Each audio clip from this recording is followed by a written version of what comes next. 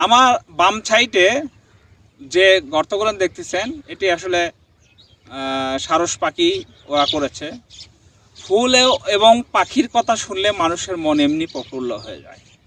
আমরা বাঙালি নদীর ধারে একটি স্পটে এসেছিলাম। এখানে এসে দেখি যে শত শত পাখি গর্ত করে বাসা করেছে। তাদের মূল উদ্দেশ্য হচ্ছে প্রজনন করা, বাচ্চা ফোটানোর জন্য তারা এরকম এই যে দেখেন এই যে গর্ত করছে। গর্তগুলোর মধ্যে আমরা ভালো করে খেয়াল করলে বা লক্ষ্য করলে দেখতেছি যে এই গর্তগুলোর মধ্যে খড়কুটো নিয়ে তারা রাখছে এবং বাসা তৈরি করছে। এই বাসাতে তারা হয়তো এই মৌসুমে বাচ্চা ফোটাবে, বাচ্চাকে একটু বড় করে নিয়ে হয়তো আরও অন্য কোনো জায়গায় তারা বসবাস করার জন্য চলে যাবে।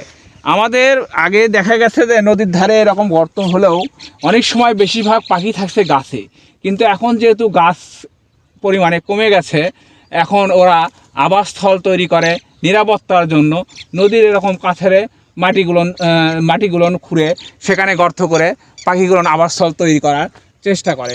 আমরা আসার পরে পাখিগুলো একটু ভীত সন্তুষ্ট হয়ে পাখিগুলো উড়ে যায়। আমরা চেষ্টা করবো আপনাদেরকে 2-4টা পাখি এখানে ঢুকতেছে এরকম দেখানোর জন্য।